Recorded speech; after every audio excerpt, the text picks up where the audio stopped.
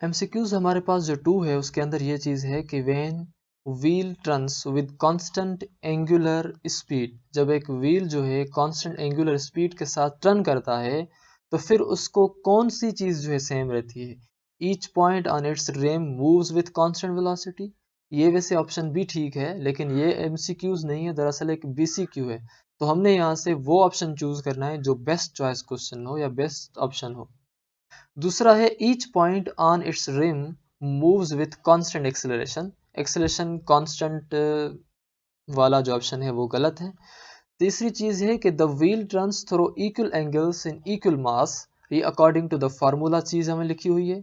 चौथी चीज है कि when angle through which the wheel turns in each 1 second increases as time goes. Increase कोई चीज होती है तो फिर वो कांस्टेंट नहीं रहती।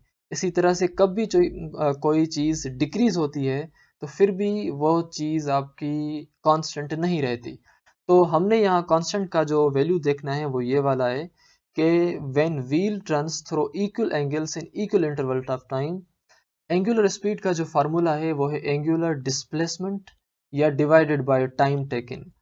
तो बराबर एंगल्स तब्दील हों, बराबर एंगल्स कवर हों बराबर टाइम में, तो उस टाइम जो हमें एंगुलर स्पीड मिलेगी वो एंगुलर स्पीड या एंगुलर वेलोसिटी हमारी कांस्टेंट कहलाई जाएगी। क्योंकि इसी का जो डेफिनेशन है वो भी यही है कि a uniform rate of change of angular displacement, यानी कि angle of a body with time throughout its motion is known as angular constant angular speed. यहाँ पे आप देख रहे हैं कि constant angular displacement is covered in equal amount of time.